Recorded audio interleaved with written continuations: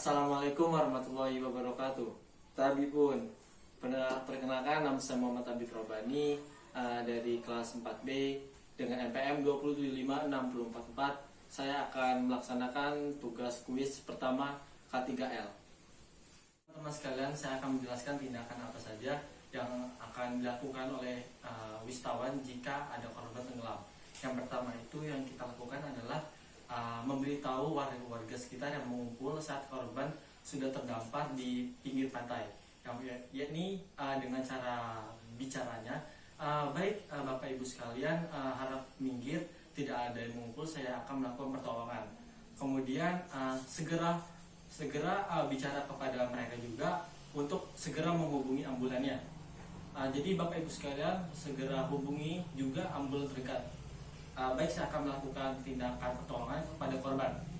Yang pertama yang kita lakukan adalah mengecek urat nadi. Jika memang ada, nanti silakan katakan ada. Kemudian urat nadi ada. Kemudian kita akan mengecek juga yaitu nafas. Nafas ada. Kemudian yang angka selanjutnya yakni dari segi perenggangan kepala. Kemudian setelah itu kita akan melakukan CPR. Kemudian dengan itu kita harus juga memberitahuan kepada warga sekitar yang mengumpul bahwa kita akan melakukan CPR, yakni dengan bicara, oke, Bapak Ibu sekalian, saya akan melakukan CPR, tolong segera kembali lagi untuk menghubungi ambulannya agar segera ditindaklanjuti setelah dari pertolongan pertama.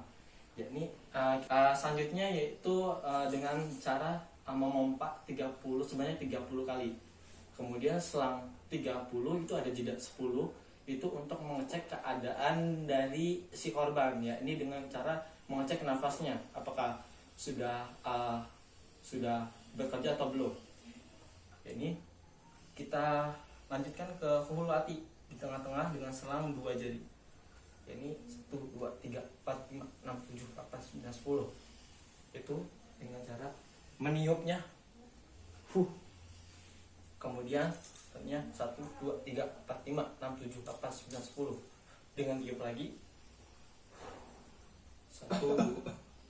Oke, selanjutnya kalau memang korban sudah sadarkan diri dengan batuk, mengeluarkan air dari air pantai yang sejak tadi tenggelam, selanjutnya itu recovery.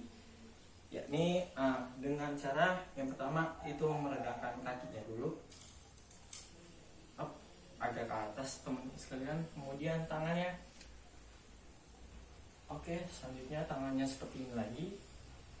Next kita akan memiringkannya. Oke, baik, terima kasih kepada korban. Beberapa menit saja untuk dibaringkan. Kemudian kalau memang jika nanti ambulans sudah sampai di lokasi, nanti segera langsung masuk ke di bawah tandu untuk ditindaklanjuti. Analisis mengapa hal itu bisa terjadi. Yang pertama itu kelalaian dari orang tua dan juga pengawas dari DTW tersebut. Kemudian yang kedua itu dari kurangnya fasilitas penanda, bahwa kurangnya informasi dari penanda dari DTW tersebut.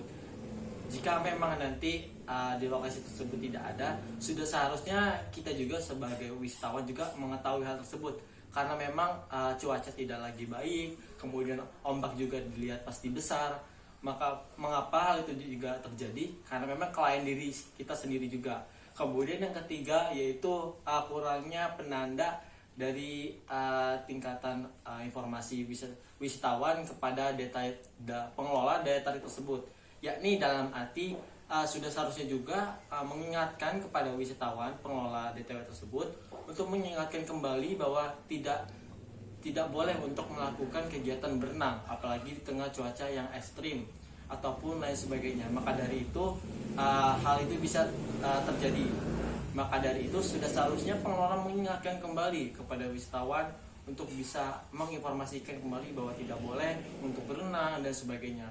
Kemudian selanjutnya itu yang terakhir, dengan adanya informasi tersebut sudah seharusnya kita juga mengetahui bahwa tidak boleh untuk melakukan rekreasi di tengah memang cuacanya kurang membaik dan sebagainya. Baik, pertanyaan selanjutnya dari kuis ini yang terakhir ialah persiapan apa yang dilakukan agar dapat menanggulangi kejadian yang sama di kemudian hari.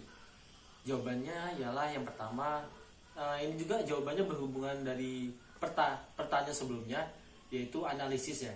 Yang kemudian akan dicoba ditanggulangi yang pertama kali itu dengan komunikasi atau juga dengan responsif dari kedua belah pihak antara wisatawan dan juga pengelola DTW. Kemudian juga ada peran yang penting di bagian kalau kita membawa grup wisatawan, yaitu dari peran BPW tersebut, dari organisasi tersebut yang membawa wisatawan ke lokasi tersebut. Jadi komunikasi yang berperan penting itu ada 3 sebenarnya. Ada dari pengelolaan dari DTW tersebut, kemudian ada dari BPW kita selaku penyelenggara dari tur tersebut, kemudian ada lagi selanjutnya dari wisatawan itu sendiri. Selanjutnya saya akan menjelaskan yang kedua itu tentang signage atau penanda dari informasi yang sudah ada jika nanti memang keadaan di lokasi tersebut yang sering terjadi kecelakaan, dalam arti sering terjadi korban terseret arus, terus korban tenggelam dan sebagainya. Nah, gunanya dari hal tersebut yaitu untuk mengetahui memang jelas kita sudah sepatutnya sudah menyediakan hal tersebut agar kedepannya tidak ada wisatawan yang melakukan hal-hal yang dapat menyebabkan hal itu terjadi, misalnya tenggelam maupun terseret ombak. Kemudian selanjutnya yakni dengan mengadakan komunikasi yang selanjutnya ini itu ada 2 tipe. Yang pertama tadi itu dari ketiga peran SDM tersebut. Selanjutnya ini komunikasi kepada wisatawan, kepada pengelolaan maupun dari BPW tersebut. Dalam arti begini contohnya, ya ini dengan semacam komunikasi apakah cuacanya ini sudah menentukan atau belum untuk melakukan kegiatan berenang, diving, snorkeling dan sebagainya. Maka hal itu sudah sepatutnya kita juga harus sebagai untuk yang SDM yang melakukan tersebut sudah seharusnya memang jelas kita harus melakukan komunikasi agar dapat bisa mengetahui apakah waktunya cocok atau tidak. Kemudian dengan mengadakan selanjutnya itu yang terakhir mengadakan life jacket. Nah, penting banget nih bahwa life jacket ini penting banget nih untuk kita bisa lakukan saat di lokasi, karena lokasinya memang dalam kata kutip itu berbahaya atau ekstrim, karena memang dari kasus juga pantainya juga itu memang terkenal dengan kecelakaan-kecelakaan yang ada di seperti tenggelam dan sebagainya. Kemudian yang selanjutnya itu dengan cara komunikasi yang memang jelas sudah ada di dalam prosedur pemandu wisata. Ya, ini dengan pemandu wisata akan melakukan informasi-informasi sebelum terjun ke lokasi. Dalam artinya begini, jadi kita sebelum melakukan ke lokasi, melakukan diving, snorkeling dan sebagainya itu sudah di dalam perjalanan, di dalam bus maupun di dalam mobil itu melakukan informasi-informasi dalam hal tersebut. Tidak boleh melakukan hal-hal yang berbahaya. Terus harus ada konfirmasi kepada pemandu wisata dan pengelola wisata untuk melakukan hal tersebut. Makanya dalam hal ini memang komunikasi dan juga penyediaan fasilitas memang berperan penting untuk bisa tidak terjadi lagi kembali dalam kasus tersebut. Mungkin itu dari saya 3 pertanyaan dari kuis ini. Terima kasih kepada teman-teman sekalian, terutama kepada dosen saya Pak Enggar Cahyo. Kepadanya terima kasih. Saya ucapkan terima kasih juga kepada teman-teman yang sudah menonton. Semoga dapat mengedukasi dan dapat menginformasikan kepada khayal luas untuk dapat diinformasikan ketika tindakan-tindakan, kemudian analisis dan juga kedepannya itu seperti apa. Terima kasih. Sekian dari saya. Mohon maaf jika ada kesalahan kata, dan kepada Allah saya mohon ampun. Terima kasih. Wassalamualaikum warahmatullahi wabarakatuh.